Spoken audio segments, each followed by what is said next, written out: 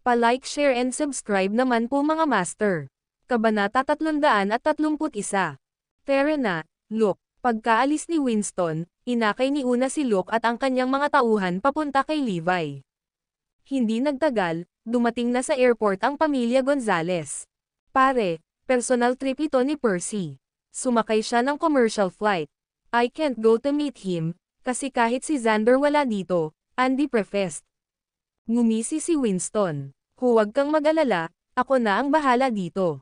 Ngayon, dadalhin ko si Commander-in-Chief Covington, hindi, Mr. Covington. Ilang sandali lang ay lumakad na ang flight ni Percy. Nang makita ni Winston at ng iba pa si Percy, na nakasuot ng simpleng damit, agad silang pumunta, para salubungin siya. Kumusta, Ginoong Covington? Ako si Winston Gonzales mula sa Northampton. After hearing news of your arrival, I am here to welcome you, nakangiting bati ni Winston. Natigilan si Percy. Bati ni Winston bilang ganti, nagsalita siya, Mr. Gonzales, narinig na kita. Ginoo Covington, iniisip ko kung pupunta ka sa aking lugar. Alok ni Winston. Ngumisi si Percy at tinanggihan ang kanyang imbitasyon, Mr. Gonzales, nandito ako sa Northampton para bisitahin ang aking kamag-anak. Sorry. Natigilan si Percy at ang iba pa. Ginoo Covington, may kamag-anak ka sa Northampton. Oo, tinuturing ko siyang kamag-anak. Siya ang pangatlo sa pinakamahalagang tao sa buhay ko, maliban sa aking mga magulang. Binigyan niya ako ng pangalawang pagkakataon sa buhay, kaya malapit siyang kamag-anak sa akin. Humalaklak si Percy. Hayaan mo akong ihatid ka. Tatanggi na sana si Percy, pero nagmamadaling idinagdag ni Winston, Mr. Covington, mangyaring huwag tumanggi. Malaman ng iba ang tungkol sa iyong pagdating sa Northampton at pupunta sa iyo. Kung ayaw mong istorbohin kanila, I can arrange for your trip to be a smooth one. Sa pangalawang pag-iisip, napagtanto ni Percy na tama si Winston. Maaari niya itong paalisin, ngunit ang iba na may parehong intensyon ay darating upang abalahin siya. Salamat, Mr. Gonzales. Sa huli, sumakay si Percy sa kotse ni Winston. Saan ka pupunta, Mr. Covington? Tanong ni Winston. Bayview Garden, nakangiting sagot ni Percy. Sa katunayan, pumunta siya sa Northampton kanina para makilala niya si Levi. Kung dumating siya sa Northampton sa tamang oras para sa kanyang appointment ceremony, magiging abala siya sa trabaho. Ang dahilan kung bakit siya dumating kanina ay para makasama niya ng ilang oras si Levi. Bayview Garden. Parang pamilyar, pagmumuni-muni ni Winston. Gayunpaman, bahagya siyang nag-isip tungkol dito. Samantala, dumating si Una kasama ang kanyang convoy ng mga sasakyan. Daan-daang lalaki ang bumaba sa mga sasakyan at humakbang papunta sa bahay ni Levi nang may panganib. Lahat ng nakakita sa kanila ay nagmamadaling umiwas, at nawala na ang security guard. Magkatabi sina Zoe at Iris, nang dumating ang mga lalaki. Nais ni Zoe na lumabas, ngunit pinigilan siya ni Iris na gawin iyon. Hindi ka makakapunta. Ipinadala ng pamilya Gonzales ang mga lalaking ito, kaya kailangang si Levi mismo ang humawak sa kanila. Udyok ni Iris. Kabog, kabog, kabog. Tuloy-tuloy na kumatok sa pinto ang security team ng pamilya Gonzales. Walang humpay na katok nila ang gumising kay Levi. Lumapit siya sa pinto, lubos na inis. Napakaingay mo. Angal niya sabay bukas ng pinto. Napakabastos. Levi Garrison, alam mo ba kung ano ang nagawa mong mali? Tanong ni Luke. Ano bang nagawa kong mali? Ganti ni Levi. Alam mo na si Park Guk-chang ay suportado ng pamilya Gonzales, pero paulit-ulit mo siyang sinasaktan. Hindi mo ba kami pinapansin? Galit na tanong ni Una. How dare a hamak na pamilya tulad mo kumilos sa harap ko? May death wish ka. Galit na galit si Levi. Levi Garrison, kamusta ka? Sinaman siya ng tingin ni Una. Ang video na ito ay edited by Urban TV. Kabanata 332. Maging si Una ay galit na nagmumura. Saktong dumating ang convoy ni Winston sa entrance ng Bayview Garden. Nagtataka ang security guard sa entrance, bakit may dumating pang convoy? May nangyayari ba? Salamat, Ginoong Gonzales. I don't think that you should come. As he dislikes strangers, nakangiting sabi ni Percy at nagpasalamat kay Winston. Okay, see you later, Mr. Covington. Si Winston at ang iba ay nanonood, habang naglalakad si Percy sa Bayview Garden.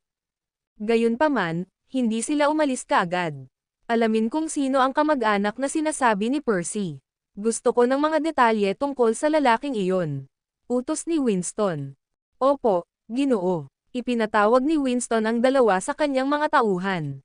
Halika, alamin natin kung saang gusali pupunta si Mr. Covington. Samantalang sina Levi at Una ay nakita pa rin sa isa't isa, lalagyan ng nobela. Humakbang si Luke na may mapanoksong ngiti sa labi. Karaniwan kung hindi ko kailangang makipagdeal sa mga walang katulad mo, ngunit dahil ilang beses mo nang insultuhan ang pamilya Gonzales, narito ako para turuan ka ng leksyon. Ngumisi si Una, kung handa kang sumubsob sa aking paanan, maaari kong isipin na palayain ka. Inayos ni Levi ang tingin kay Una. Bigla niyang sinampal si Una sa mukha niya nang walang paabi. Sampal. Isang malutong at malakas na sampal iyon. Natigilan ang lahat ng nakakita sa nangyari, pati na si Una. Nang maramdaman ni Una ang matinding kirot sa kanyang pisngi, huli niyang napagtanto na sinampal siya nito. Ikaw, how dare you slap me? Hinawakan ni Una ang pisngi habang hindi makapaniwalang nakatingin kay Levi. B*************************************************************************************************************************************************************************************************************************************************� Kunin mo siya. Galit na sigaw niya. Nang matanggap ang kanyang utos, kumilos kaagad si Luke. Boom! Inalis niya ang kanyang kamao, na sinabayan pa ng isang bagzo ng hangin. Dahil sa lakas na nabuo mula sa kanyang suntok, napaatras ang lahat.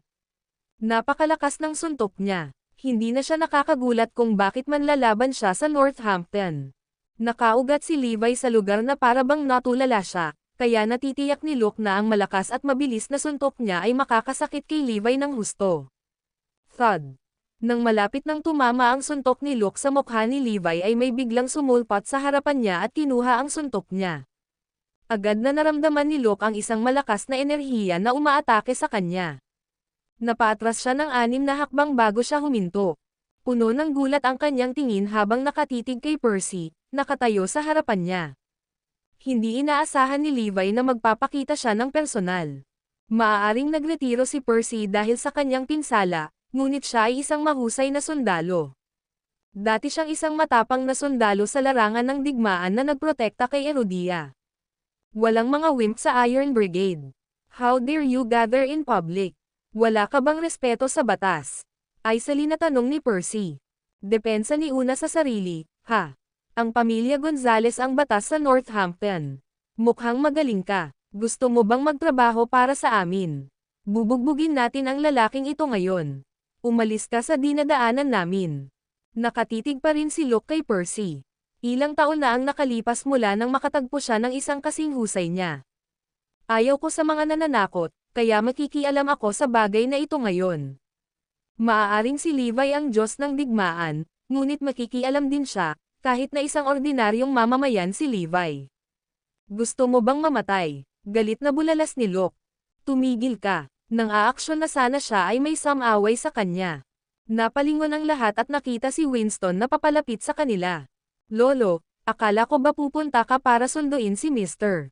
Covington mula sa airport? Bakit ka nandito? Ang video na ito ay edited by Herban TV. Kabanata 333. Na-curious si Una. Malapit nang sumabog sa galit si Winston. Mga tanga, si Commander-in-Chief Covington ay nakatayo sa harap mo. Lolo, tuturuan sana namin ng leksyon si Levi nang sumulpat ang tanggang ito. Luke, harapin mo siya. Utos ni Una. Bago pa makakilos si Luke, humakbang papalapit si Winston sa kanya, sinampal siya ng malakas. Sabay-sabay namumula ang kanang pisngi ni Una, at ang kanyang magandang mukha ay namamaga na parang pufferfish. Napatulala si Una. Hindi niya inaasahan na sasampalin siya ng 2 beses sa ganoong kaikling panahon. Ang iba kasama si Percy ay namangharin. Lolo, bakit mo ako sinampal? Umiyak si Una. Curious na tanong ni Luke, Sir, ano pong nangyayari? Galit na tumahol si Winston, kilala mo ba kung sino siya? Siya ang Commander-in-Chief ng Northampton War Zone, si Percy Covington. Nagulat ang lahat nang marinig ang kanyang sinabi. Sila ay lubos na nabigla. Commander-in-Chief pala ng Warzone ang lalaki. Napakalaking hindi pagkakaunawaan. Nobela. Maya-maya ay napagtanto ni Luke ang kanyang ginawa. Agad siyang bumuhos ng malamig na pawis. Maging si Una ay natahimik habang nakatingin kay Percy. Hindi niya akalain na siya ang magiging Commander-in-Chief. Ininsulto ko pa siya at sinabing ang pamilya Gonzales ang batas sa Northampton. After Percy figure out what is going on, he scoffed, kaya galing ka sa pamilya Gonzales. Ibang-iba ka kay Mr. Gonzales. Siya ay mabait, ngunit kumilos ka na parang malupit, na sinasabi ng pamilya Gonzales ang batas sa Northampton. Maging si Winston ay nabigla sa sinabi ni Percy. Pinapanagot tayo ni Commander-in-Chief Covington. Commander-in-Chief Covington, ang mga mangmang ay walang kasalanan. Ito ay isang dula ng dila. Please don't take it to heart, sabay pa umanhin ni Winston. Oo, Commander-in-Chief Covington, ikinalulungkot namin. Patawarin mo kami. Nagmamadaling humingi ng tawad si Una at ang iba pa. Takot na takot si Luke na muntik na siyang madapa sa paanan ni Percy. Ha, sa kanya ka dapat humingi ng tawad kaysa sa akin. How dare you bring so many people to disturb him in the morning? Wika ni Percy sa malamig na boses. Ginoo, Garrison, pasensya na sa abala sa iyo. Tawagan natin ito kahit na. Si Winston ay isang tusong sorrow at nagpahiwatig na titigil na siya sa paghahanap ng mali kay Levi sa usapan ni Park Buk-chang. It was a show, for Percy's sake. Oo, si Park Buk-chang at ang kanyang anak ay nararapat na bugbugin. Tumanggaw si Una. Paumanhin, Mr. Garrison. Pinangunahan ni Luke ang kanyang mga tauhan upang humingi ng tawad kay Levi. Nang makita ang kanilang mga kilo, tumanggaw si Percy bilang kasiyahan. Mas maganda ito, Mr. Gonzales, hindi ko na ituloy ang paggamit nito. Isipin mo ito bilang pagbabalik ko sa iyong pabor, dahil pinasakay mo ako dito, aniya ni Percy. Kung kami ay nasa ibang lugar, ang mga taong ito ay dapat mamatay, para sa pag-insulto sa aking Diyos ng digmaan. Nagpasya si Percy na huwag nang ituloy ang usapan dahil ayaw niyang gawing big deal ito. Tila natigilan si Winston. Mahirap ibutlak si Covington pagkatapos ng nangyari. Aalisin ko itong mga tanga. Magkita-kita tayo mamaya, Commander-in-Chief Covington. Aalis na sana si Winston kasama ang iba nang may nagsalita. Teka. Sinabi ko bang umalis ka? Si Levi iyon. Nakatitig siya kay Winston at sa iba pa. Ang video na ito ay edited by Herban TV. Kabanata 334. Hindi ituloy ni Percy ang bagay na iyon, ngunit gagawin ko. Ano? Si Winston at ang iba ay hindi makapaniwala. Pinayagan kami ni Percy na umalis, pero ayaw ni Levi. Linta ba siya? Sino siya sa tingin niya? How dare he provoke our family? Inistorbo mo ako kaninang madaling araw. Sa tingin mo ba madali akong target? Ay salina sabi ni Levi. Si Winston at ang iba ay nanatiling walang malasakit, ngunit si Percy ay natakot. Alam niyang galit si Levi. Sinubukan ni Winston na pigilan ang kanyang galit habang nagtatanong, Mr. Garrison, kung gayon ano ang dapat nating gawin? Kung gusto mong palayain kita, lahat ng Gonzales family dapat lumapit at lumuhad sa harap ko sa loob ng isang araw.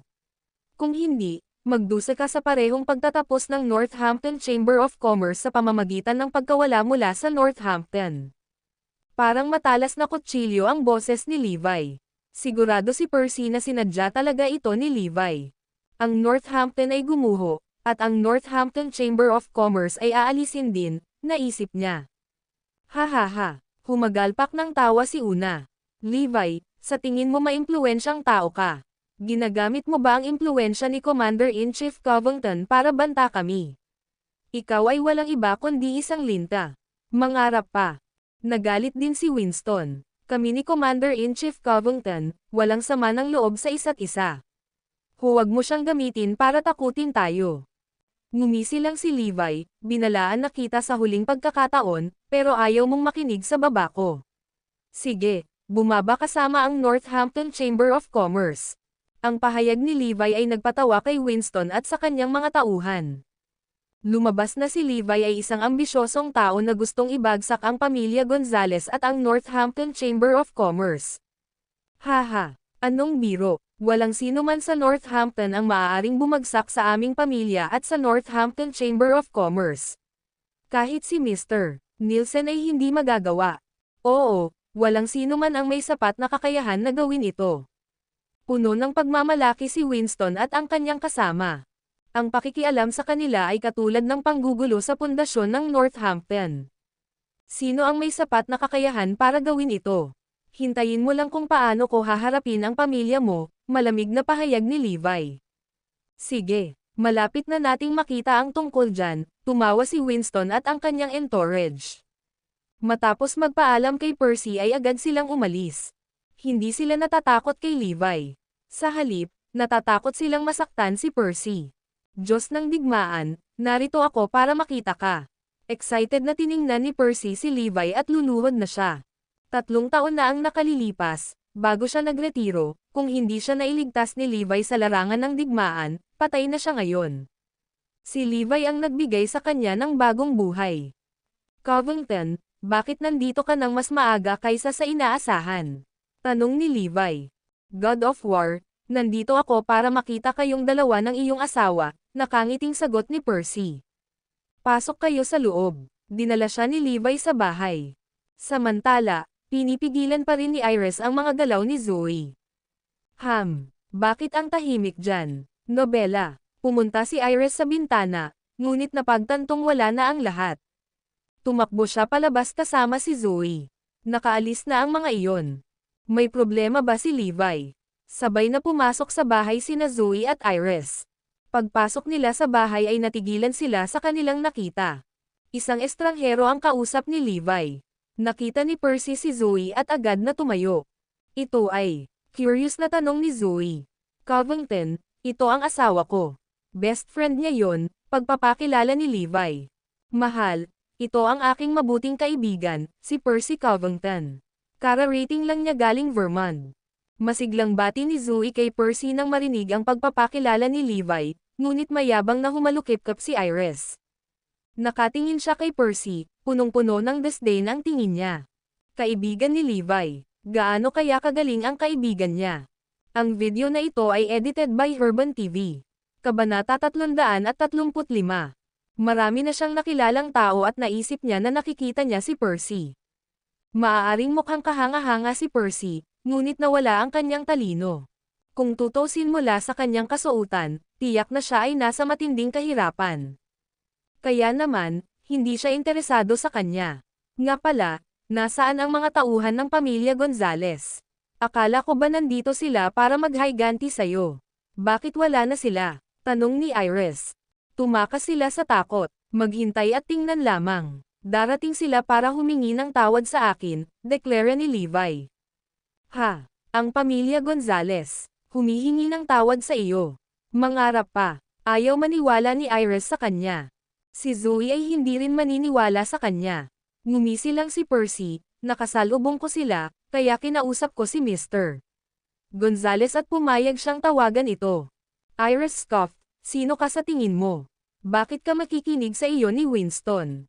Sabay-sabay, tumawag si Zoe para kumpirmahin ang mga sinasabi ni Percy, Nobela. Iris, totoo naman. Pumayag ang pamilya Gonzales na tawagin itong Even. Masayang bulas ni Zoe.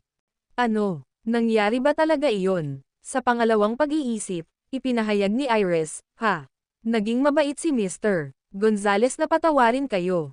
Ngumiti si Percy at tumabi. Samantala, sa pinakamalaki at pinakamarangyang villa sa Northampton. Sir, nagtanong ako sa paligid, ngunit walang nakakaalam kung sino ang kamag-anak ni Commander-in-Chief Covington, ang ulat ng kasambahay sa pagkabigo. Sagot ni Winston, iyon ay within my expectations. Malalaman sana natin ang tungkol dito kung may nakakaalam pa nito. Magpapadala kami ng isang tao na mag-espiya kay Commander-in-Chief Covington para malaman kung sino ang kanyang kamag-anak. Hindi po. Nagmamadaling pumasok si Luke. Manem. Bakit? Tanong ni Winston. Si Commander-in-Chief Covington ay isang taong hindi ko pa naiintindihan ang lalim ng kanyang mga kakayahan. Muntik na siyang may kumpara sa akin. Kung magpapadala ka ng mag-espiya sa kanya, siguradong matutuklasan niya, paliwanag ni Luke. Ano, ganoon ba kalakas ang Commander-in-Chief? Huminga ng malalim si Clint. Narinig ko na lahat ng tao sa Iron Brigade ay napakalakas. Mukhang totoo ang chismis. Dapat tayong maghintay para dumalo sa seremonya ng appointment. Napatingin si Winston kay Una. Una, magbihis ka ng maayos. Dapat kang dumalo sa kaganapan sa iyong pinakamahusay na kasuotan. Bakit po, Lolo? Hindi alam ni Una kung ano ang binabalak ng kanyang lolo. Nabalitaan ko na ang God of War ay nasa 20s na, at single pa rin siya. Paano kung ikaw ang gusto niya? Kumamo sa puso ni Una ang sinabi ni Winston. Ang Diyos ng digmaan ay ang nakikitang bayani sa Erudia. Ang bawat babae ay nangangarap na pakasalan siya. Now that she was given a big opportunity to meet him, syempre, natuwa siya. Oo, ay set up ka namin sa kanya. Magiging perfect match ka para sa kanya. Maaari kang maging asawa ng Diyos ng digmaan. Bulalas ni Clint sa tuwa. Hinaplos ni Winston ang kanyang baba. Oo, ngayon nakilala na natin si Commander-in-Chief Covington, maaari tayong humingi ng tulong sa kanya. Malaki ang posibilidad na mangyari iyon. Agad na pumukaw sa imahinasyon ni Una ang kanilang mga salita. Nais niyang magsisimula kaagad ang seremonya, para makita niya ang Diyos ng digmaan. Ang plano ng pamilya Gonzales ay ipakasal si Una sa God of War. Paano kung hindi siya gusto ng Diyos ng digmaan? May nagtanong. Natahimik ang lahat sa tanong na iyon. Malaki rin ang posibilidad na iyon. Iminungkahi ni Luke, may ideya ako. Maaari nating linlangan ang Diyos ng digmaan para matulog kasama si MS. Una, hindi na niya mababawi ang kanyang mga aksyon, kaya kailangan niyang pakasalan siya pagkatapos nito. Naningkit ang mga mata ni Winston. Iyon ay isang napakatalino na plano. Ang pamilya Gonzales ay nagpaplano na si Levi ay magpakasal kay Una. Ang video na ito ay edited by Urban TV. Kabanata 336. Habang nagpaplano ang pamilya Gonzales, abala rin ang mga miyembro ng Northampton Chamber of Commerce sa paggawa ng sarili nilang mga plano. Pagkatapos ng lahat, ang Morris Group sa wakas ay naging isang banta na hindi na nila maaaring baliwalain. Ang mga bagay ay nawawala sa kanilang kontrol, at sila ay nauubusan ng mga ideya para sa kung ano ang gagawin.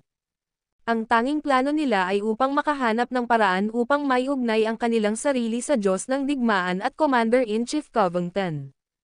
Iyon ang dahilan kung bakit nila inimbitahan si Grover Cook ngayong gabi. Umaasa sila na matutulungan niya silang magkaroon ng ideya. Ang Morris Group ay mabilis na umuunlad. Maraming kumpanya ang nag-aalok sa kanila ng lahat ng uri ng Katanji tanging paggamot. Sa palagay ko dahil ito ay nakakatulong sa ekonomiya ng Northampton, iyon ay isang magandang bagay, Grover pinag-isipan.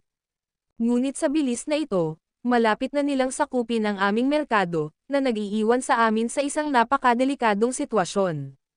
Sobrang ambisyosa nila na hinahabol pa nila ang mga negosyo ng pamilya Gonzales. Ilang oras na lang at susunod na sila sa atin. Si Eric at ang iba ay nabalisa. Mayroon ka bang anumang ideya, Mr. Cook? Tanong ni Clifford. Walang magawa ang lalaking pinag-uusapan. Walang gaanong darating sa pagtatrabaho mula sa mga anino. Nakita mo sa iyong sarili ang kanilang solusyon sa lahat ng mga problemang ibinabato sa kanila. Huminto siya bago nagmungkahi, siguro dapat mong pilitin na bilhin ang Morris Group. Baka gumana lang yan. Si Eric at ang mga mata ng iba pang mga lalaki ay kumikinang ng masama. Parang nagdududa si Baldwin sa sinabi niya, I don't think it's going to be that easy. Nabalitaan ko na kung gaano kahirap ang boss ng Morris Group. Walang nakakaalam kung sino siya. Umiling si Wallace, hindi naman ganoon kahirap. Nakalimutan mo na ba kung paano tayo bumibili noon sa ibang kumpanya? Nobela. Nagpalitan ng mapanlinlang na tingin ang mga lalaki. Sige, mag-focus muna kayo sa paghahanda para sa seremonya. Ipapakilala ko sa iyo si Jesse sa God of War at Commander-in-Chief Covington pagdating ng panahon. Sa pagsuporta sa iyo ng dalawang iyon, maayos ka pa rin kahit na medyo malapit ka sa iligal na bahagi ng mga bagay-bagay, nakangiting sagot ni Grover. Maraming salamat, Mr. Cook. Ang Northampton Chamber of Commerce ay nagpapasalamat magpakailanman sa iyo. Ang mga lalaki ay same time na nagpahayag. Pagkatapos ng insidente sa ospital, mabilis na umunlad ang Morris Group.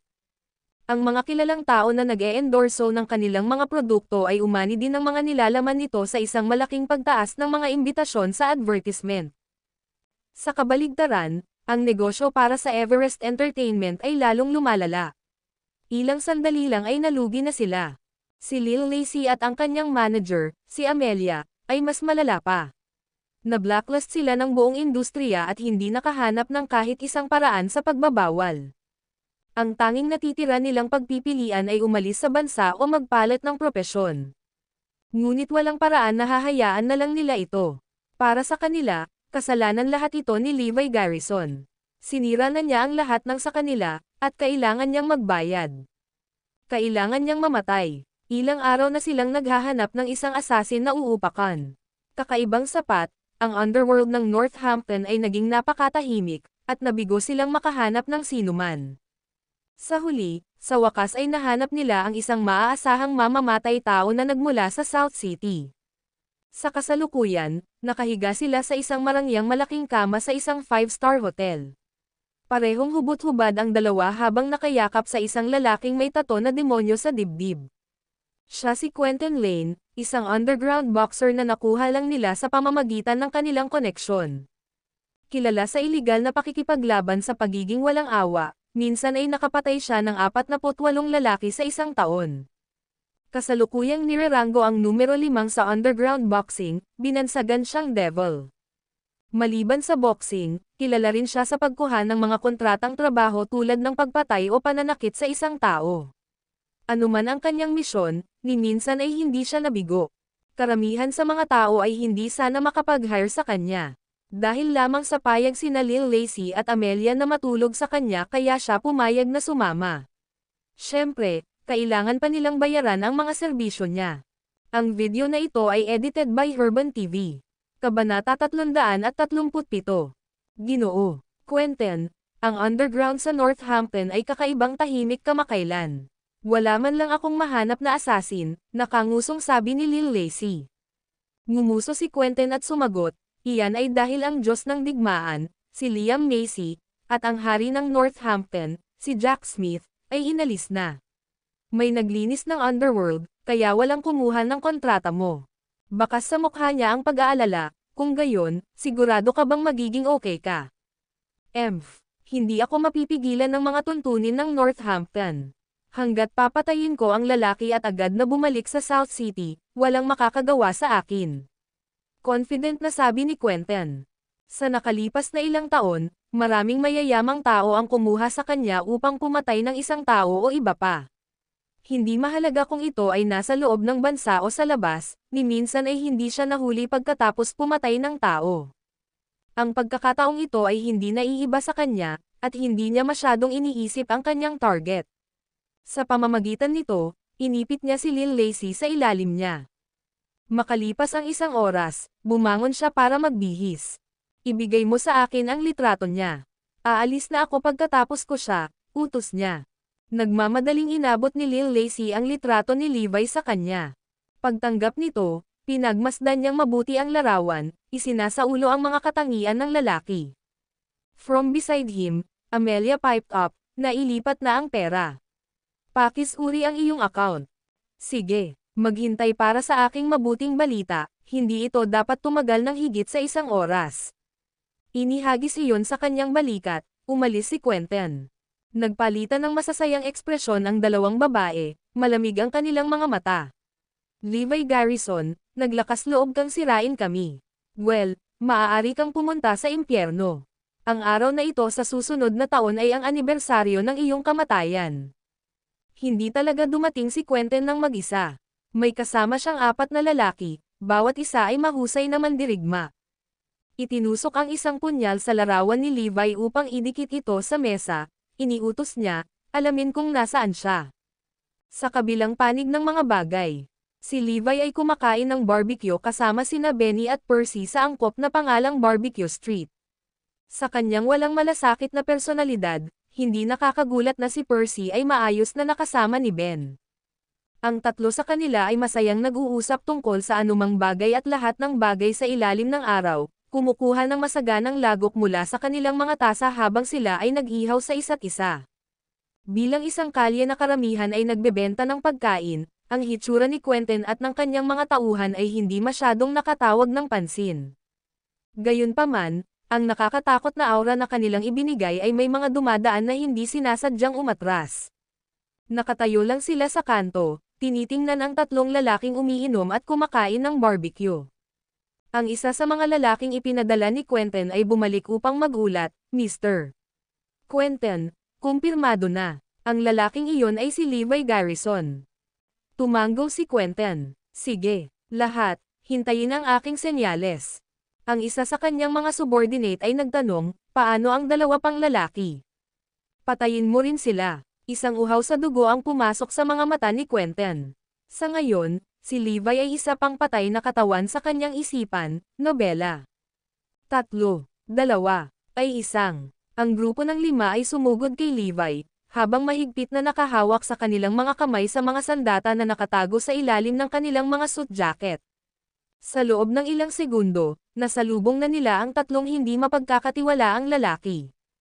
O kaya naisip nila. Sa totoo lang, matagal nang na-detect ni na Levi at Percy ang presensya nila. Bigla silang lumingon, nagulat ang 5 pumatay. Levi Garrison, may gustong mamatay ka. Ngayon, mamatay ka na. Inilabas ni Quentin ang isang punyal mula sa ilalim ng kanyang suit, malamig na kumikinang ang blade habang iniugoy niya ito papunta kay Levi. Ganoon din ang ginawa ng 4 niyang subordinate, sinalakay sina Benny at Percy. Ang kanilang mga galaw ay kasing bilis ng kidlat at kasing likido ng tubig. Hindi nakakagulat na sila ay mga eksperto. Ang tanging nakikita ni Benny ay ang talon ng bakal na lumilipad papunta sa kanya habang siya ay nanigas sa lugar sa gulat. Ang bilis ay masyadong mabilis. Ang video na ito ay edited by Urban TV.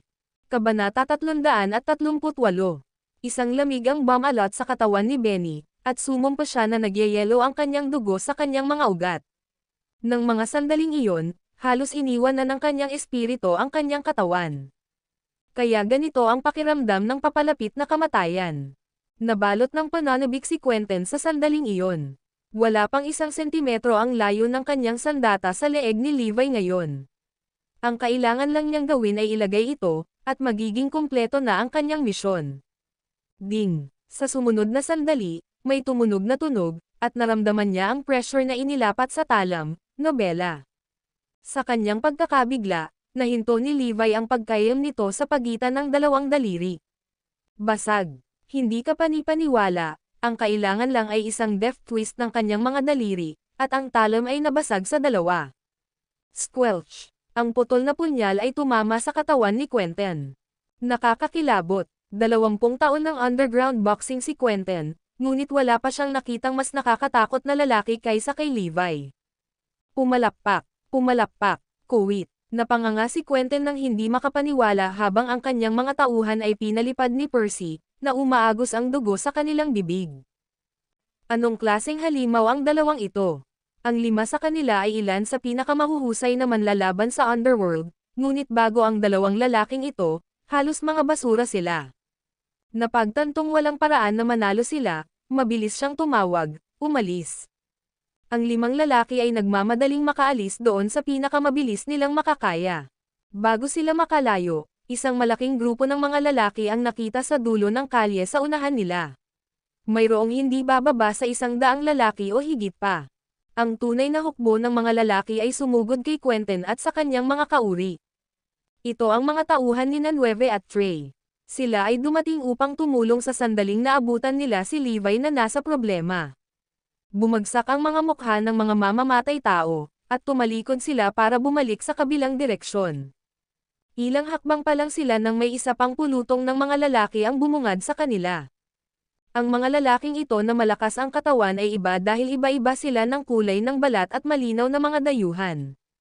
Nanguna sa grupo ay walang iba kundi si James. Banal na si Asterisk P. Maaaring mapunit ni Quentin ang kanyang buhok sa pagkadismaya nang bumuhos ang malamig na pawis sa kanyang buong katawan. Sino ba talaga ang inis natin? Kung alam ko lang na napakalakas ng lalaking ito, hindi na ako sasama. Ngayon ako ay nasa malalim na she asterisk. Makakaligtas pa ba ako dito? Lil Lacy, Amelia Maki, mga bakla ka. Pinatayo mo ako. Mga kapatid, talagang naglakas loob ang mga lalaking ito na salakayin si Mr.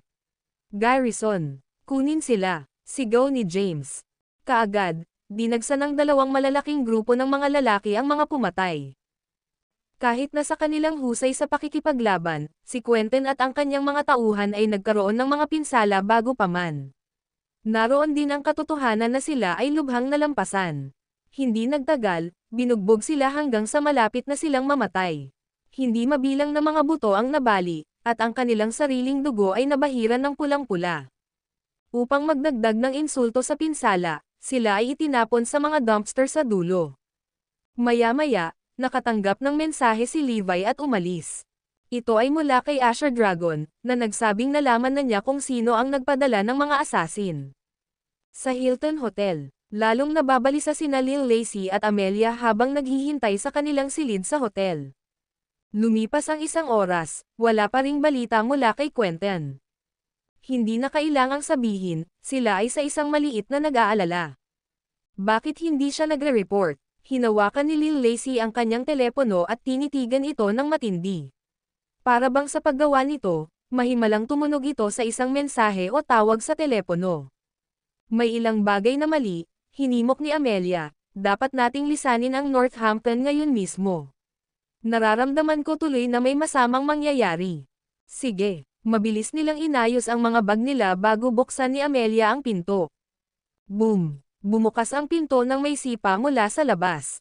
Bumagsak. Sa sobrang lakas ng sipa ay nawalan ng malay si Amelia sa pintuan. Si Asher Dragon at Levi ay lumitaw sa pintuan.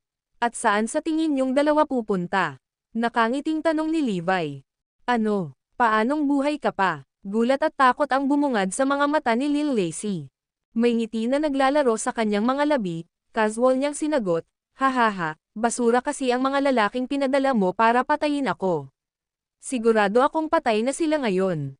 Ano? Hindi. Imposible iyon. Siya si Quentin Lane, ang devil ng underground boxing ring. Isa siya sa pinakamagaling na pumatay doon.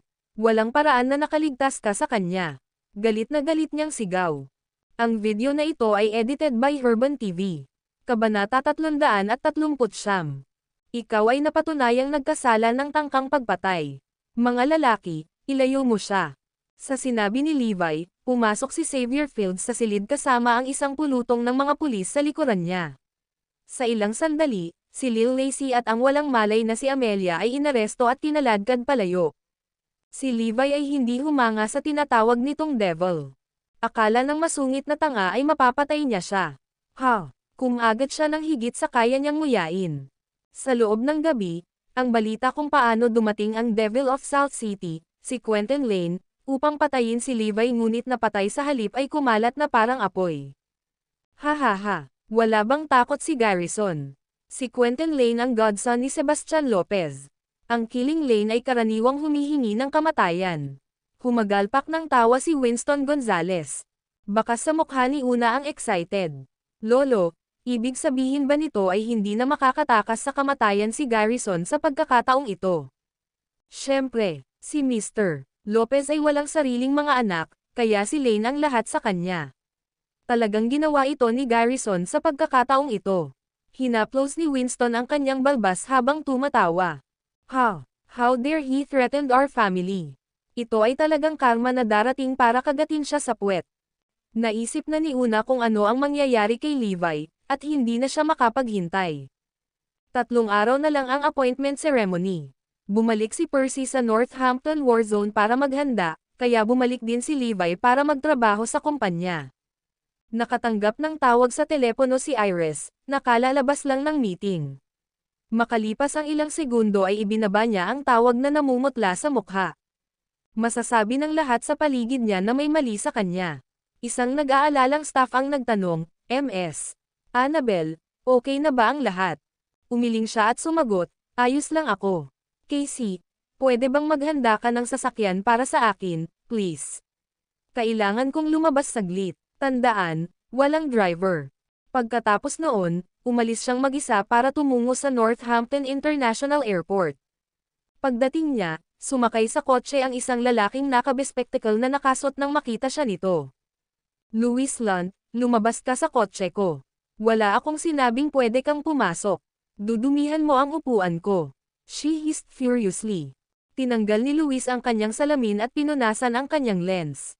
Naglaro ang ngiti sa kanyang mga labi habang sinasabing, Iris, ex-boyfriend mo ako. Dapat maging magalang ka kahit papaano, hindi ba? Bakit ang asim ng ugali? Pinaikot ni Rage ang magandang mukha niya habang umuungol. Sino ang gustong maging magalang sa isang hamak na tulad mo? Nang pumunta siya sa ibang bansa, nagkaroon siya ng maikling relasyon sa lalaking ito. Sa kanyang pagkasuklam, hindi nagtagal upang matuklasan niya na siya ay isang tunay na scumbag. 8 pang babae ang kasama niya noong nagde-date pa sila. 8. Kaagad niyang hiniling na makipaghiwalay at itinuring ang pangyayaring ito bilang isang bagay ng personal na kahihiyan. Bagamat siya ay ipinagmamalaki, tumanggi siyang ipaalam sa sino man ang tungkol sa kanyang panandaliang pagbagsak sa paghatol. Kaya naman, kahit si Zoe ay hindi alam ang tungkol sa kanya. Bakit mo ako pinasundan sa airport kung wala ka pa ring nararamdaman sa akin? Napangiti si Louis. Nagkaroon pa siya ng lakas ng loob na subukang hawakan ang kamay ni Iris. Umalis ka. Marahas niyang itinulak siya at dumura, hindi ako pumunta para sunduin ka. Sabihin mo lang kung ano ang dapat kong gawin bago mo ibigay ang mga bagay na iyon. Anong nagmamadali? Mapagkakatiwalaan akong tao, talaga. Tinulungan kitang ilihim ang mga ito sa loob ng maraming taon at minsan ay hindi ko ito ipinakita sa sinuman. Ikaw. Iris reared her teeth kaya masakit ang panga. Mula nang maghiwalay sila, may hawak siyang napaka-personal na sikreto sa ulo niya at ginamit ito para i-blackmail siya. Binigyan na niya ito ng ilang milyon nitong nakaraang taon. Magsalita ka. Magkano bago mo ibalik sa akin? Tanong niya. Maaring medyo mahirap para sa iyo ang gusto ko this time, pero kailangan mo pa ring pumayag. Kung hindi mo gagawin, I can assure you na ilalabas ko agad sa publiko ang sikreto mo. Makatitiyak kang masisira ang iyong reputasyon kapag ganoon. Pananakot niya. Ang video na ito ay edited by Herban TV. Kabanata 340. Ikaw. Galit na galit si Iris, ngunit wala siyang magagawa tungkol dito. Akala niya ay makakatakas siya sa kanya sa pamamagitan ng pagpunta sa Northampton, ngunit narito siya. Para siyang isang bangungot na hindi niya matitinag. Sa malamig na tono, nagtanong siya, ano ang iyong mga kondisyon? Magkano ang gusto mo this time? Nakangiting sumagot, ayoko ng pera. Ang pera ay hindi isang bagay na kasalukuyang kulang sa kanya. Binayaran na siya ng Northampton Chamber of Commerce ng 10 milyon para pumunta rito at nangako sa kanya ng 40 milyon kapag natapos na niya ang trabaho. Sa katunayan, gagamitin nila siya para bumili ng Morris Group. Malayo-layo na ang kanilang hinanap bago nila tuluyang natuklasan at ang kasaysayan nila ni Iris. Napagtatanto na hawak niya ang mahalagang material na pang-blackmail sa ibabaw ng kanyang ulo, kinuha nila upang gawin ang kanilang pag-uutos. Isa ito sa mga paraan na gusto nilang gamitin para makakuha ng ibang kumpanya. Sila ay maaaring maghukay para sa blackmail na material sa itaas na pamamahala ng kumpanya o hanapin ang pinakamahusay na link at gamitin ang mga ito sa pag-atake mula sa loob. Ang isa pang mas malupit na paraan ay ang pagbabante sa mataas na kawani ng pamamahala sa buhay ng kanilang pamilya. Iikot at manalo gamit ang iyong 5 piso. Pagdating sa pilit na pagbili sa isang kumpanya, ang pagkawala ng buhay ay hindi maiiwasan. Pagkatapos ng lahat, ang mundo ng negosyo ay parang isang larangan ng digmaan. Nawalan ng buhay at damanak ang dugo. Kuwit. Ito ang dahilan kung bakit naging tiwala ang Northampton Chamber of Commerce sa kakayahan nitong makuha ang Morris Group. Isang nalilitong ekspresyon ang bumalatay sa mukha ni Iris. Saka ano ang gusto mo? Tumawa ng palihim, sabi ni Louis, narinig ko na isa kang big shot na kumokontrol sa Morris Group ngayon. Ang iyong kasalukuyang net worth ay malamang na higit sa 1 bilyon, tama. Mukhang mas maganda ang ginagawa mo dito kaysa noong nasa ibang bansa ka. Isang bitek ng pagkabalisa ang bumaril sa babae. Sa isang maingat na tono, tinanong niya, ano ang gusto mo? Lalagyan ng nobela. Ikaw ang namamahala sa Morris Group, hindi ba? Ako lamang ang vice-presidente, ngunit ang karamihan sa kapangyarihan sa paggawa ng desisyon ay nasa aking mga kamay. So ibig sabihin, iiwan ka talaga ng presidente para harapin ang pagpapatakbo ng kumpanya.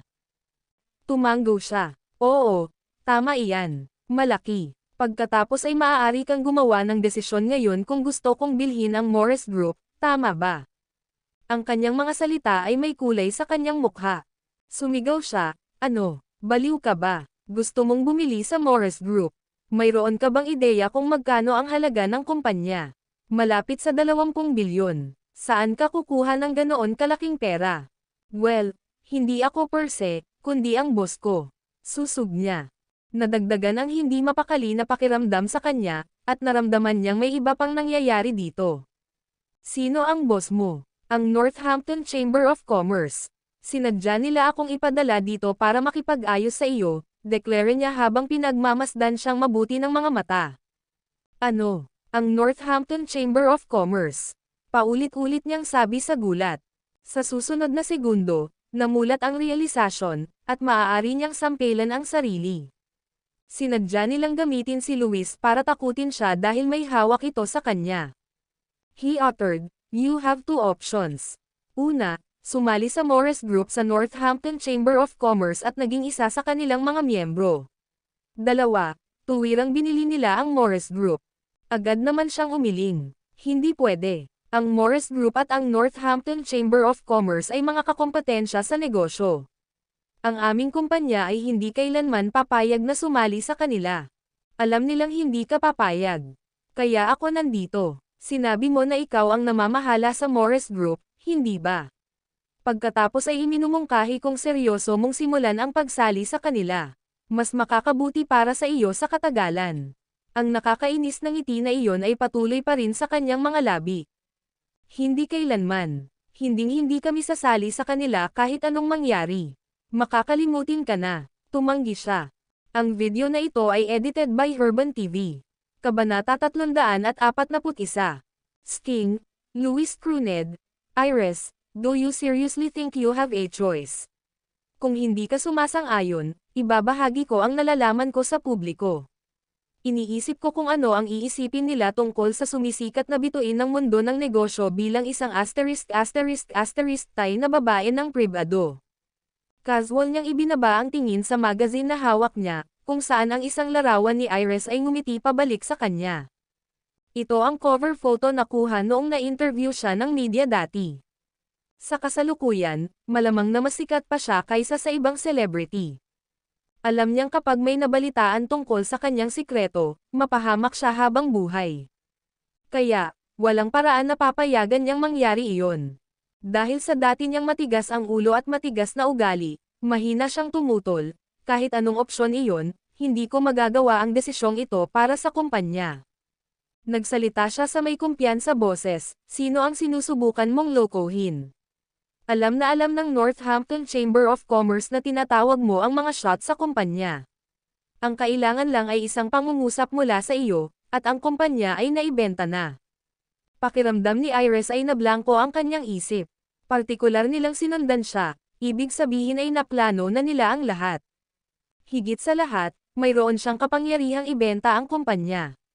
Hindi rin ito magiging ilegal. Makakaalis na lang siya nang hindi lumilingon sa likod niya sa lahat ng oras.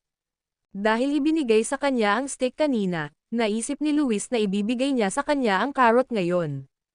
Pag-isipan mo, kahit na masaktan mo ang isang tao sa proseso ng paggawa nito, susuportahan ka pa rin ng Northampton Chamber of Commerce. Maaari rin nilang ipangako sa iyo ang posisyon sa trabaho na gusto mo. Ay oo nga pala, this offer only lasts for today. Kung hindi ka pa rin makapagdesisyon, ilalabas ko na ang sikreto mo. Namumula ang mukha, tanong ni Iris, ang isang araw ay masyadong maikli. Hindi mo ba ako mabibigyan ng oras? Oo naman. Kailangan mo lang akong makilala sa Wonder Hotel ngayong gabi. Isa pa, tandaan na magdala ng 10 milyon.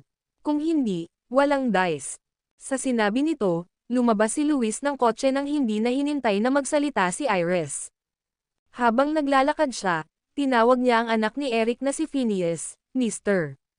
Robinson, tapos na. Ang B*******H na si Iris ay tiyak na ibebenta ang Morris Group sa loob ng 3 araw. Nobela. Magaling. Magkaroon ng isa pang 10 milyon para sa iyong mga pagsisikap. Salamat, Mr. Robinson. Pagkabitin, labis siyang natuwa. Mukhang nakangiti sa akin si Lady Luck. Sa rate na ito, kikita ako ng 60 milyon at matutulog kasama si Iris. Napakagandang araw. Bagamat siya ang may pinaka-personal na sikreto ni Iris bilang blackmail, hindi pa talaga sila natutulog na dalawa bago niya nalaman ang tungkol sa pakikipag-date niya sa 8 babae ng sabay-sabay. Iyon marahil ang isa sa kanyang sinasabing pagsisisi, ngunit tila magkakaroon siya ng pagkakataon sa wakas. Nakasubsob si Iris sa upuan ng kotse niya na bakas sa mukha niya ang matinding kawalan ng pag-asa. Kung hindi lang sana siya naging tanga para payagan siyang mahanap ang kanyang sikreto. Ang pagbabalik-tanaw ay 20-20 at wala siyang magagawa ngunit baguhin ang nakaraan. Kung tapat siya sa sarili, pakiramdam niya ay mas mahalaga ang sikreto niyang iyon kaysa sa buhay niya. Magpapakamatay talaga siya kapag nakalabas iyon. Ano ang gagawin ko? Dapat ko bang ibenta ang Morris Group? Wala siyang ideya kung ano ang dapat niyang gawin ngayon. Alinmang paraan, kailangan ko munang bumalik sa kumpanya. Alam niya ang ibig sabihin ni Luis ngayong gabi. Pinipilit niya itong matulog sa kanya para ma-extend ang time limit na ibinigay niya. Nalilito, hindi niya alam kung paano niya nagawang magmaneho pabalik sa kumpanya. Tumili, bang, sa harap pa lang ng gusali ng kumpanya, bumangga siya sa isa pang kotse. Ang video na ito ay edited by Urban TV. Kabanata 342. Bumaba sa kanyang sasakyan ang ibang driver, galit na sumisigaw, ano ba? Bulag ka ba o ano? Malinaw na nakabukas ang signal lights ko, pero bakit ka nagpatuloy sa pagsulong at bumangga sa akin? Ikaw Iris. Ilang saglit lang bago narehistro si Levi na ang isa pang driver ay si Iris. To think nagmumura lang siya kung paano umikot ang driver sa kalsada na parang lasing. Ang malakas na boses ni Levi ang nagpabalik sa katinoan ni Iris. Ha? Anong nangyari? Malamig ang boses niya habang nagtatanong, ano ba, wala ka dito sa buong panahon? Nabangga mo ang kotse ko. Pakiramdam niya ay may hindi tama sa babae ngayon. Siya ay tila hindi kapani-pani walang nag-ambala. May nangyari ba? Oh, sorry. Sheepishly humingi ng paumanhin. Pagkatapos nito, tinawag niya ang garahe, at hinayla ang 2 sasakyan. Bahagyang kumunat ang noo niya, hey, are you okay? Ayos lang ako, malabo niyang bulong. Biglang sinabi ni Levi, lumalabas na ang strap ng bra mo. Ano? Saan? Iniangat niya ang kanyang ulo upang suriin ang kanyang sarili makalipas ang ilang beats bago niya naisip na nagsisinungaling siya. Itinulak ang pangyayaring ito sa likod ng kanyang isip, si Levi ay pumunta sa kanyang opisina sa teknikal na departamento. Gaya ng dati, tumira siya para uminom ng tsaa at manigarilyo. Nilapitan siya ni Isaiah, na nagsasabi, Mr. Garrison, wala kaming sapat na mga technician sa departamento, kaya nais kong linangin ang higit pang mga lalaki. Sige lang, sagot ni Levi. Nag-alinlangan na nagpatuloy si Isaiah, ngunit kailangan natin ng malaking halaga para dyan. Hindi problema ang pera. Maaari mong linangin ang sino mang nais mo, ipaalam mo lang, at ako na ang mag-aayos. Naiintindihan mo, Mr. Garrison, sagot ni Isaiah sa tonong natutuwa. Talagang nag-enjoy siyang magtrabaho kasama si Levi. Masasabi ng lahat na may iniisip si Iris na tila hindi kapani-pani walang absent-minded ngayon. Hindi siya nagrepaso ng kahit isang dokumento at talagang paypang nakaupo doon sa kanyang upuan sa loob ng maraming oras. Ang lahat ng nagtatrabaho sa kanya ng malapit sa araw-araw ay nag-aalala tungkol sa kanila. Dati siya ay madamdamin at masigla, walang katulad sa zombie na siya ngayon, nobela. Baka may period siya. Ito ang tanging paliwanag na maaaring makuha ng sinuman. Sa kabilang panig ng mga bagay.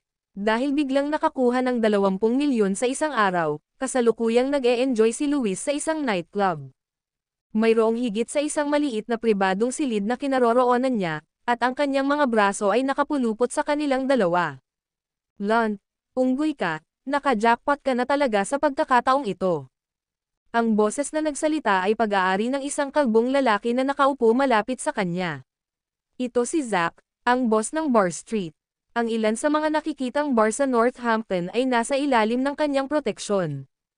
Sa paligid ni Zack ay ilan sa kanyang pinakamahusay na mga tauhan, bawat isa ay binuo tulad ng isang baka.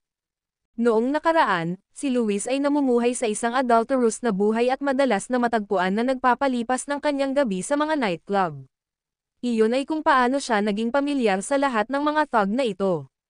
Sa huli, ito ay dahil sa kanyang pagkagumon sa pagsusugal kaya humiram siya ng higit sa 1 milyon kay Zack.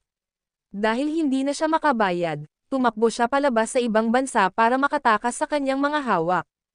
Ngayong nakabalik na siya at nakakuha ng napakalaking halaga, gusto niyang ibalik ang perang hiniram niya. Zack, ibigay mo sa akin ang iyong account number, at agad kong ililipat ang pera mo. Ang 1 milyon ay halos wala kay Luis ngayon. May plano siyang manatili sa Northampton para sa nakikinita na mangyayari at kinakailangan niyang mapanatili ang magandang relasyon kay Zack kung gusto niyang magpatakbo ng negosyo dito. Si Zack ay humitit ng sigarilyo, isang mapang-asar ng ngiti sa kanyang mga labi. Nga pala, nabalitaan kong nagpaplano kang matulog kasama si Iris Annabel mula sa Morris Group ngayong gabi. Tama iyan. Hawak ko ang kanyang pinakamalalim na sikreto sa aking mga kamay, kaya kailangan niya akong magpalipos ng gabi. Matari na sagot ni Luis. Ang video na ito ay edited by Urban TV. Kabanata 343. Humalaklak si Zack at sumagot, basta ang isipin ang B*******H na iyon ay nagugutom na ako. Nag-pipe up ang isa sa mga subordinate niya, Siya ay may paninigarilyo na mainit na katawan. Sa sobrang lamig at inosente niyang kinikilos sa lahat ng oras, isipin kung ano ang magiging hitsura niya sa kama. Simula nang makita nila si Iris sa harap ng magazine, nawala na ang interes nila sa ibang babae. Bale may mahigit 100 ng iba pang magagandang babae sa kwarto na kasama nila ngayon, siya lang ang gusto ni Zack. Kung ikukumpara sa kanya, ang mga babaeng ito ay wala. Hinampas ni Zack ang isang karneng kamay sa balikat ni Luis. Paano ito, Lon? Hinayaan mo kaming makipag-usap sa kanya ngayong gabi, at kakalimutan ko ang lahat ng perang inutang mo sa akin. At mula rito, magiging kapatid kita, at paprotektahan kita sa lahat ng bagay. Agad namang sumang-ayon si Luis, sure. Maaari kang magkaroon ng unang dibs, Zack, at ako ay pupunta sa pangalawa. Dapat dumating din ang iba mong lalaki. Tingnan nating lahat kung gaano siya kagaling sa kama, hindi ba? Hihihi. Hahaha, mabuting tao. Hindi makapaghintay si Zack. Ang isa sa kanyang mga tauhan ay nagtanong, Boss, kailangan ba nating maghanda ng ilang kagamitan? Isang masamang ngiti ang sumilay sa mukha ni Zack bilang tugon.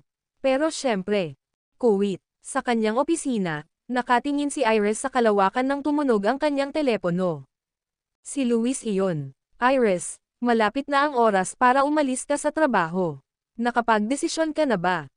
Kinakamot ang kanyang mga ngipin, pinisil-pisil niya, ako ay. Okay, pagkatapos ay pumunta ka sa Wonder Hotel pagkatapos mong umalis sa trabaho. Bababa ako para personal na ihatid ka sa kwarto ko.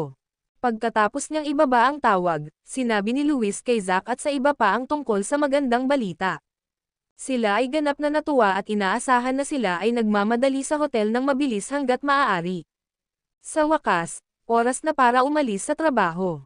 Inilipat ni Iris ang 1 milyon sa isang bank card at naglagay ng gunting sa kanyang bag bago siya umalis sa kanyang opisina. Ang kanyang mga kilo ay nadama ng mga tauhan na naguguluhan. Dati, palagi siyang nag-o-overtime hanggang alas 11 o kahit alas 12 ng hating gabi. Pero ngayong alas 6 siya aalis. Kakaiba, pero mga subordinate niya lang sila, kaya hindi na nila masyadong inabala ang sarili nila sa personal niyang buhay. Sa sandaling iyon, tuluyang nagising si Levi mula sa kanyang mahabang pag-idlip. Iniunat ang kink sa kanyang likod, siya ay naghanda upang bumalik sa bahay. Hindi ba ninyo naiisip na kakaiba ang kinikilos ni MS Annabel ngayon? Wala pa siyang nagawang trabaho at tila kakaibang abala sa isang bagay. Alam ko naman diba, napaka-abnormal na makita siyang ganito. I'm sure wala din siya sa period niya. Sobrang weird. Sa tingin ko nagsimula ito kaninang umaga pagkatapos niyang matanggap ang tawag sa telepono na iyon. Kuwait. Habang naglalakad si Levi sa kumpanya, narinig niya ang pagtsitsismisan ng ilang babae tungkol kay Iris. Ang kanilang mga salita ay nagpapalamig sa kanya habang ang masamang pakiramdam ay namumuo sa kanyang bituka. Nako, sa tingin ko may problema siya. Bulong niya sa sarili. Akala niya ang aksidente sa sasakyan kaninang umaga ay isang random na pangyayari. Pero parang may kakaibang nangyayari dito. Dali-dali niyang tinawagan si Phoenix. Kailangan kong malaman kung nasaan si Iris at kung sino ang kausap niya ngayon. Naiintindihan, Sir. Kuwait. Sa oras na ito, dumating na si Iris sa Wonder Hotel. Hinihintay na siya ni Luis sa lobby. Huminga ng malalim para palakasin ang sarili, tumungo siya sa kanya. Hindi kami nagmamadali, kaya tingnan ko muna ang pera. Sa kabila ng kasabikan nitong makatulog sa kanya, nakatungo pa rin ang ulo niya. Kailangan muna niyang kunin ang 10 milyon bago niya pagbigyan ang sarili. Dahil nasiyahan siya sa pera, pinona niya ang daan sa itaas. Mas mahigpit ang pagkakahawak sa kanyang handbag, sumunod si Iris sa kanyang likuran. Makalipas ang ilang minuto, pumasok na sila sa presidential suite na nabook niya, nobela. Bago pa siya makapagsalita, 5 lalaki ang lumabas mula sa kailaliman ng suite. Pinagmamasdan siya ng kalbong lalaki sa harapan na may matako ng ngiti sa labi. Ang video na ito ay edited by Urban TV. Kabanata 344. Nang maramdaman ang masamang vibe mula sa mga lalaking ito, maingat na umatras si Iris. Sino kayo? Anong gusto mo? Hinahaplos ang kanyang mga kamay, sumagot si Zack, Babe, hindi mo kailangang matakot. Gusto ko lang makipagkaibigan sa'yo. Hihihi. Ang iba sa mga lalaki ay naghiyawan habang papalapit sa kanya. Oo, baby, gusto lang nating lahat na maging magkaibigan. Louis Lunt, bastard ka. Aalis na ako. Paikot-ikot si Iris na aalis pero napakabagal. Sa isang iglap, lumipat si Zack sa pagitan niya at ng pinto. Pagkalak nito, humakbang ito palapit sa kanya. Bakit nagmamadaling umalis, babe? Ipinapangako kong magiging banayad ako. Napalingon siya habang ang mga mata nito ay tila hinuhubaran siya.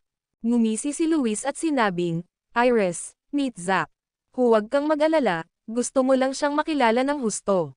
Feeling trapped, she shouted, Luis, what the hell is the meaning of this? Ano ang sinusubukan mong gawin? Nakalimutan mo na ba ang tungkol sa deal sa Northampton Chamber of Commerce? Bahagyang kumunat ang noo ni Luis nang maalala niya ang kanyang pangunahing dahilan sa pagbabalik sa bansa. Well, di ba sabi mo gusto mo ng mas maraming oras?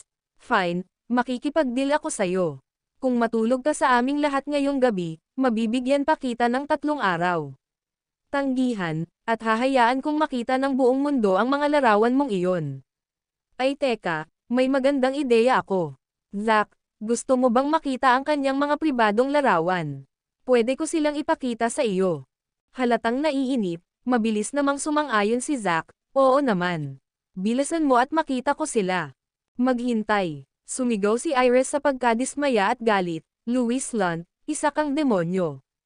Salamat sa papuri, tumawa si Luis, matigas niyang iginiit, babayaran kita ng 20 milyon, ngunit wala akong ibang ginagawa sa iyo. Zack, gawin mo lang. Napaka-conservative at proud ang babaeng ito. Pinahahalagahan niya ang kanyang reputasyon higit sa lahat. Kaya hanggat ni-record natin ang lahat, siguradong makikinig siya sa atin mula ngayon. Ibinunyag ni Luis. Hell yeah, matagal ko nang hinihintay ito. Susuntukan na sana siya ni Zack nang hugatin niya ang gunting sa bag niya.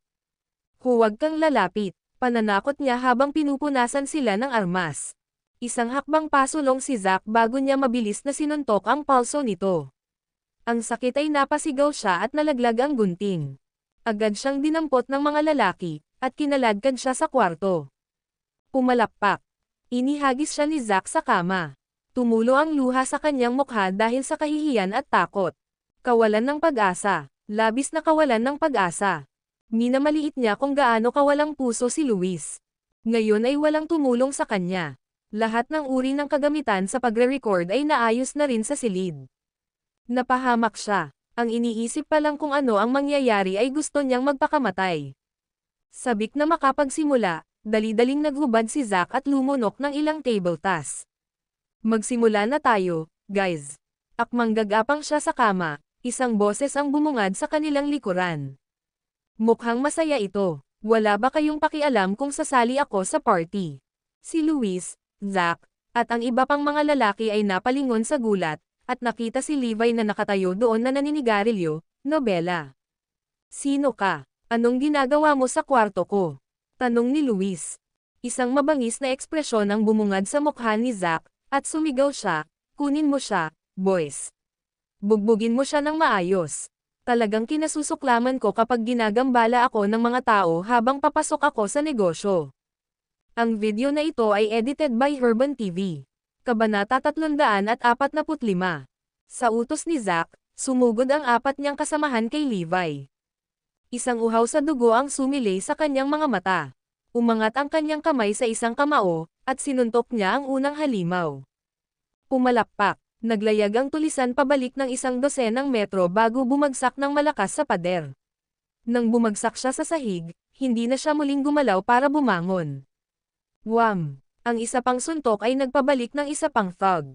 Ang huling dalawa ang nagkaroon ng pinakamasama. Dalawang mabangis na sipa sa pandiya ang nagpabagsak sa kanila na parang dalawang sako ng patatas. Nagpagulong-gulong sila sa sahig, nakahawak sa ibabang bahagi ng katawan habang nagpapakawala ng sakit na mga alulong. Napatulala ang lahat ng naroon. Sino ang nakakaalam na si Levi ay magiging napaka-brutal sa kanyang mga pag-atake? Shik! Hinugot ni Zack ang isang punyal mula sa kung saan at itinutok ito kay Levi, na madaling umiwas dito. Sa pagnanais na magkaroon ng isa pa, biglang natagpuan ni Zack ang kanyang palso na nakaipit sa parang pincer na mahigpit na pagkakahawak. Inagaw ang punyal sa kamay ng tulisan, inihagis ni Levi sa isang tabi bago sinuntok ang lalaki.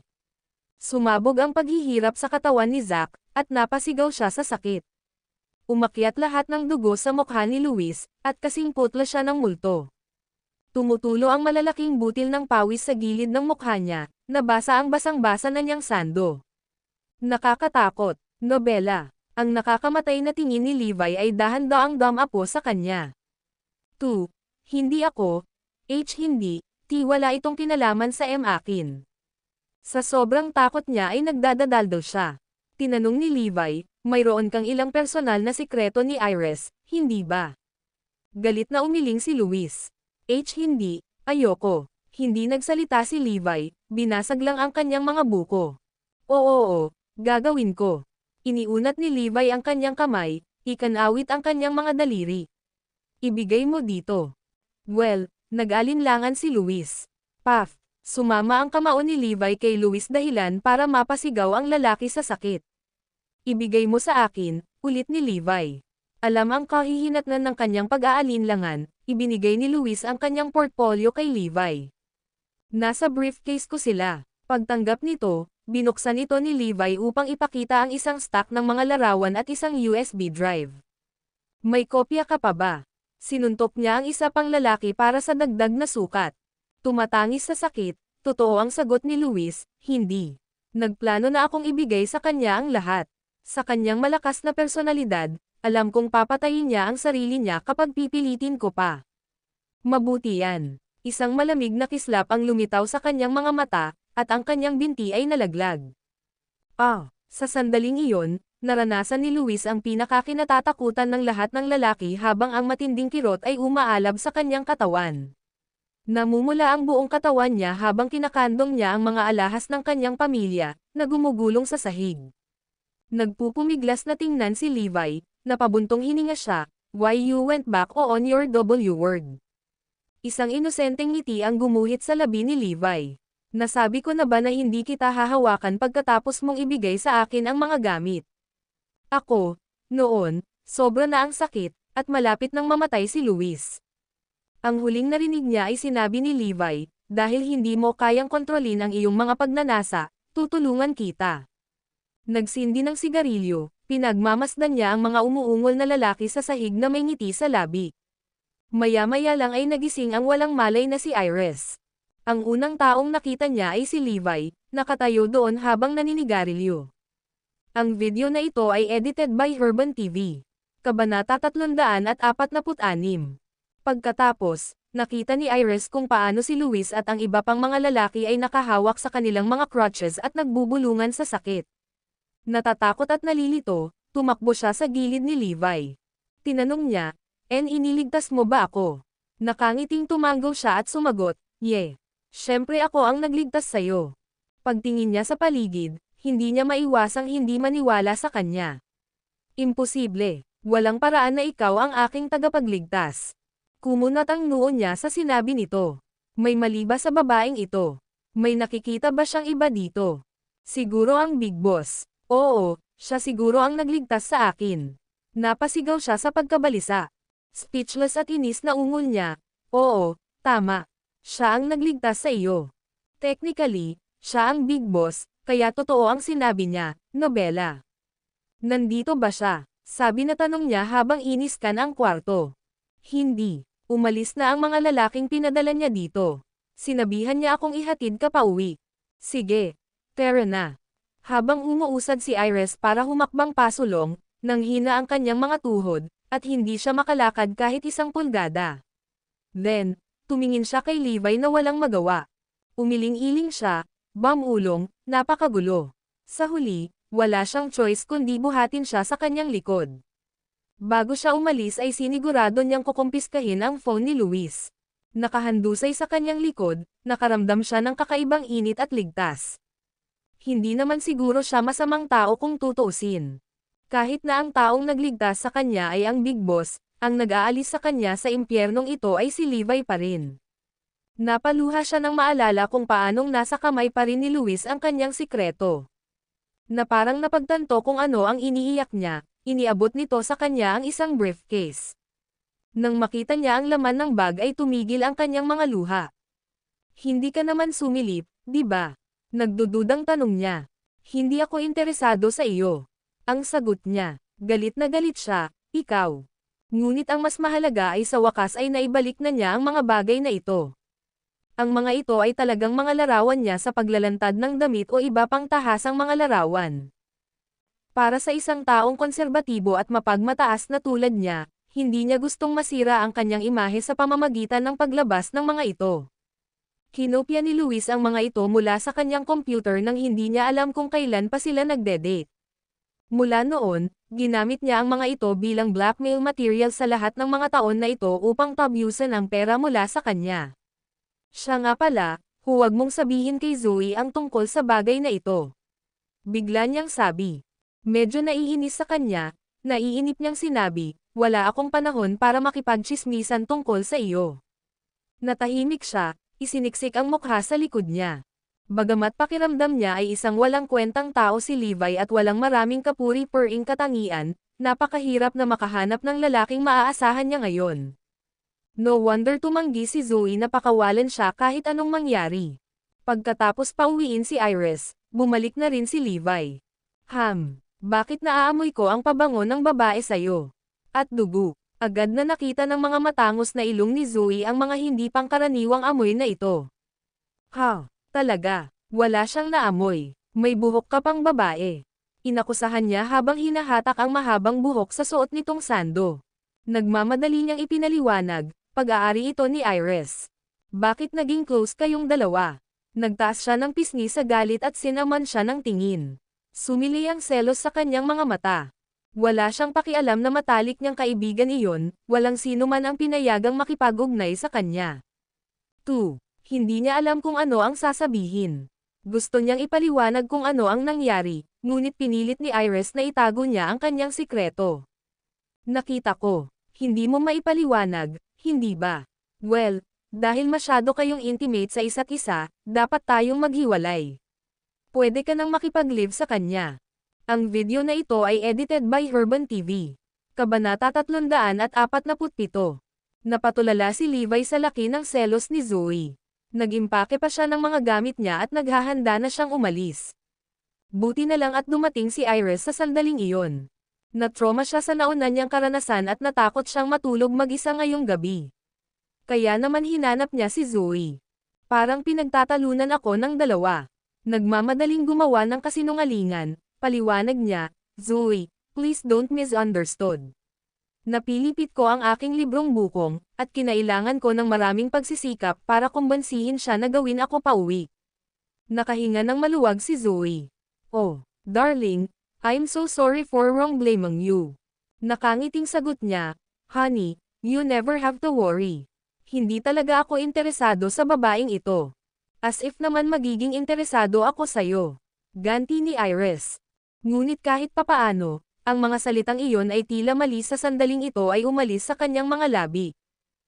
Nang gabing iyon, ang dalawang babae ay nagsalo sa isang kama habang si Levi ay natutulog sa ibang silid.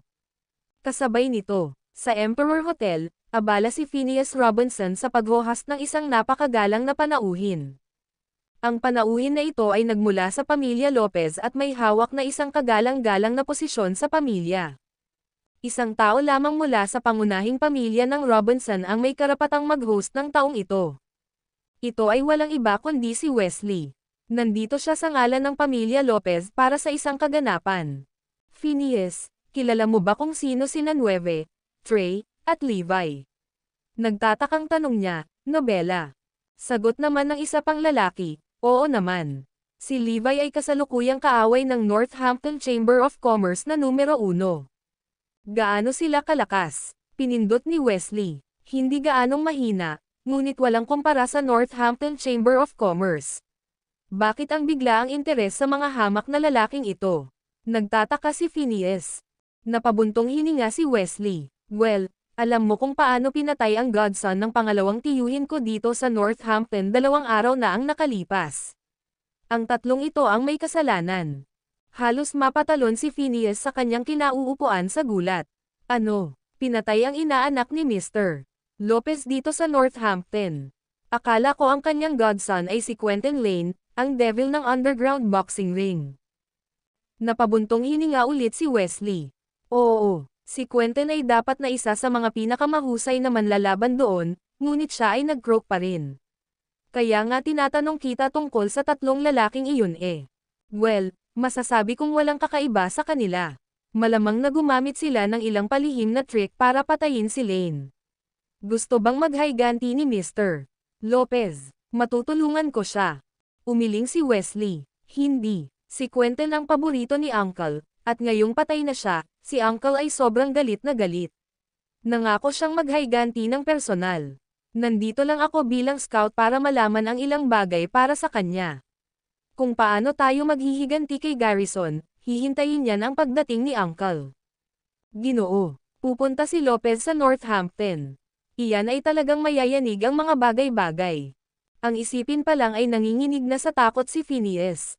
Ginawa talaga ito ni Garrison sa pagkakataong ito. Sa lahat ng lalaking maasar niya, kailangan niyang asar ang may titulong Hades. Oh, by the way, Wesley, I'm not sure if you know this, but Levi Garrison is part of Morris Group. I'm guessing may kinalaman sa kanila ang pangyayaring ito. Kung hindi, bakit pa siya naglakas loob na hawakan ang isang buhok sa ulo ni Lane? Sinadya ni Phineas na isama ang Morris Group, na gustong ilipat ang galit ng ibang lalaki sa kumpanya. May malamig na tingin sa mga mata ni Wesley nang sumagot siya, alam ko. Siguradong may umaalalay kay Garrison, kung hindi siya magkakaroon ng lakas ng loob na gumawa ng napakalaking alon. Wala akong pakialam kung sino ito, hahaharapin din natin sila. Humalaklak si Phineas. Pagkaalis ni Wesley, biglang naisip ni Phineas si Louis. I wonder how things going on his side.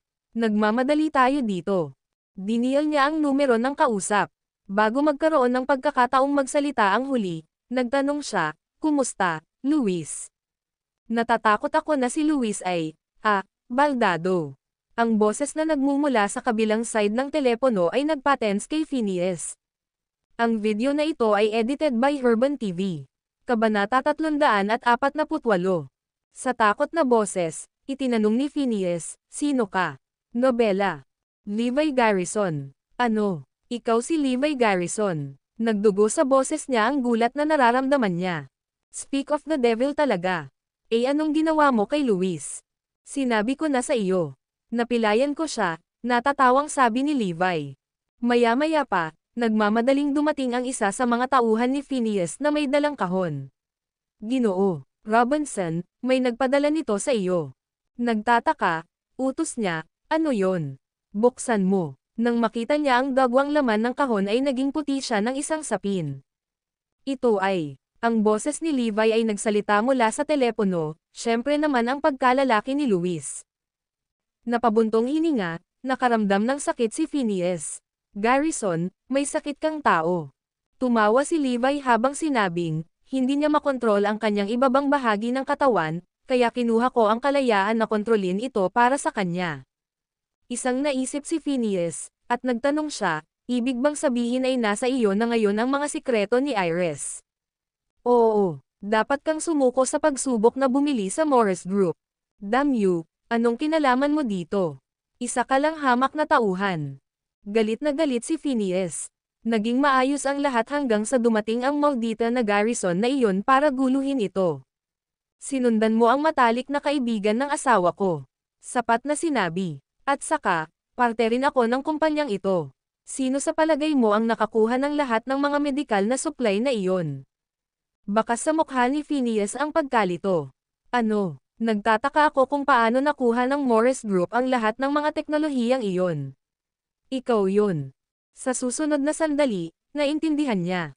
Hindi si Neil Atkinson ang nagsawsaw ng kanyang daliri sa pay ng Northampton Chamber of Commerce, at hindi rin ito ang misteryosong boss ng Morris Group. Si Levi Garrison iyon. Nakuha niya sa paanuman ang lahat ng teknolohiyang iyon. Kailangang mamatay ang lalaking ito. Sasabihin ko ulit ito. Mas wala kang anumang ideya tungkol sa Morris Group. Babala ni Levi. Mabuti. Aaminin ko sa pagkakataong ito. Ngunit hindi ito ang katapusan ng bagay na ito. Matapos ibaba ni Phineas ang tawag, nagnit siya ng malalim. Walang paraan para palayain niya si Levi ng ganoon lang. Ngunit sa darating na seremonya ng appointment, ito ay magiging isang masamang oras para sa Northampton Chamber of Commerce na masangkot sa anumang malilim na negosyo.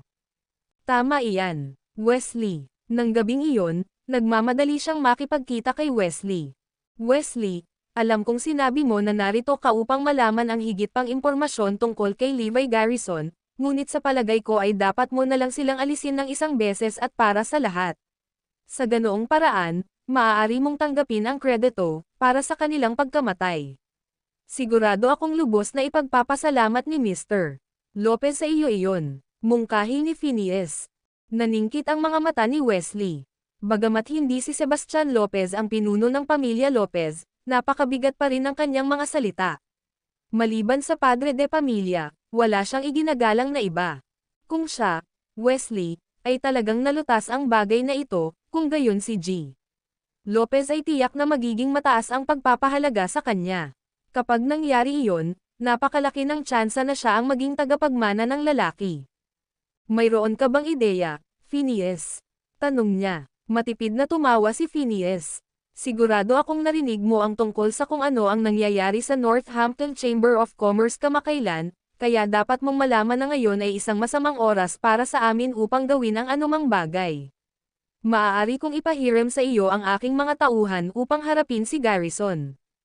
Hindi pa rin sigurado, nag-aalalang tanong ni Wesley, ngunit tiyak na malakas sila kung mapapatay nila si Lane.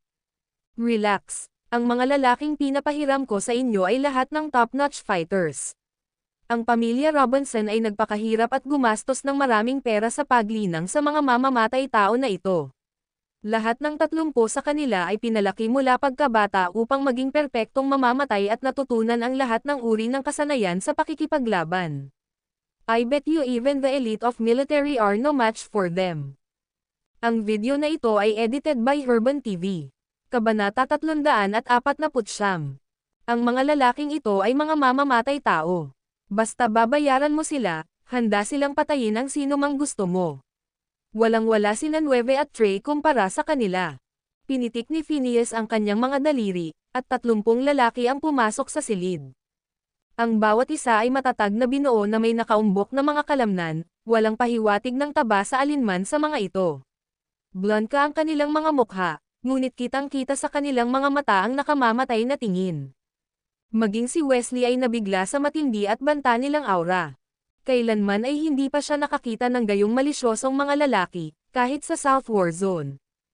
Napuno siya ng excitement at napabulalas siya, Sige. Kung magtagumpay ang misyon na ito, ipinapangako kong babayaran kita sa darating na panahon.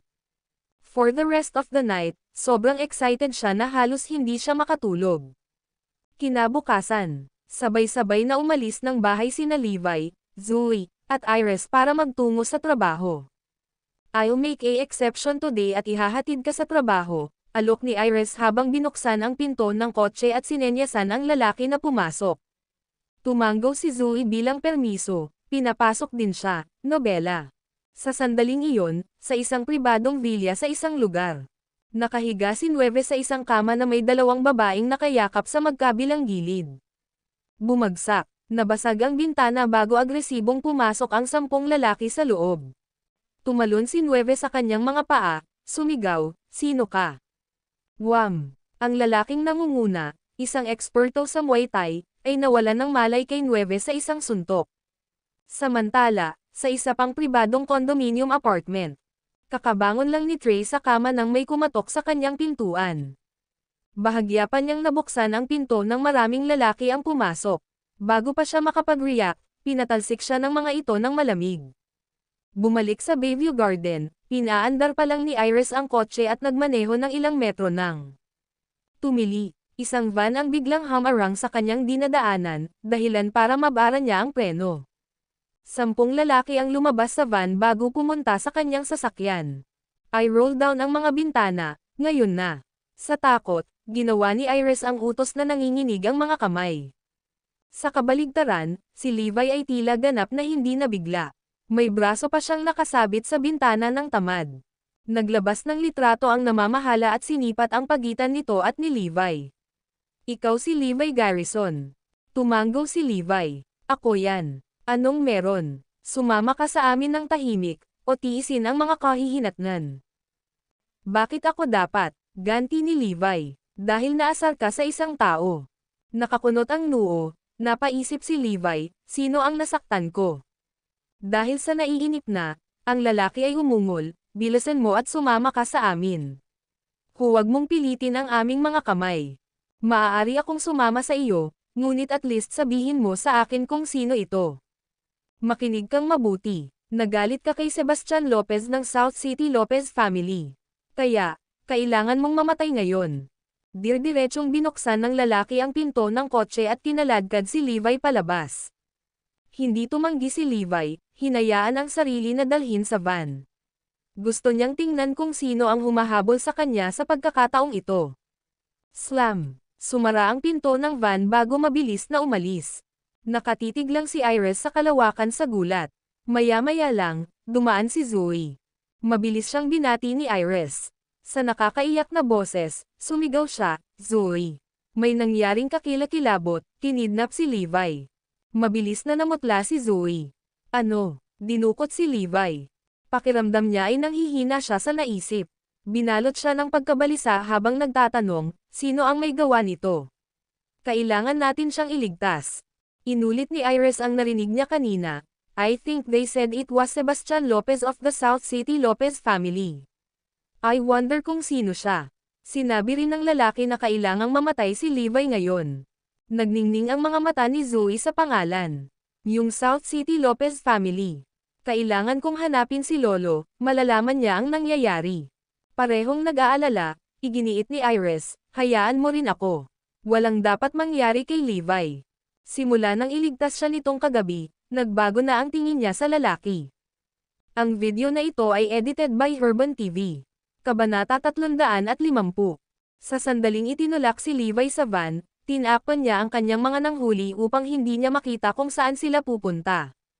Kinuha niya ang pagkakataong ito upang ipahinga ang kanyang mga mata habang unti-unting lumuwag ang kanyang poster. Hindi nagtagal, dumaan ang van sa gate ng isang pribadong vilya. Ito ang personal na pag-aari ng pamilya Lopez sa Northampton, at halos walang nakakaalam tungkol dito. Hinayla si Levi palabas ng sasakyan bago dinala sa basement. Nang tanggalin ang kanyang piring, nakita niya sina Nueve at Trey na nakaluhod sa kanyang tabi.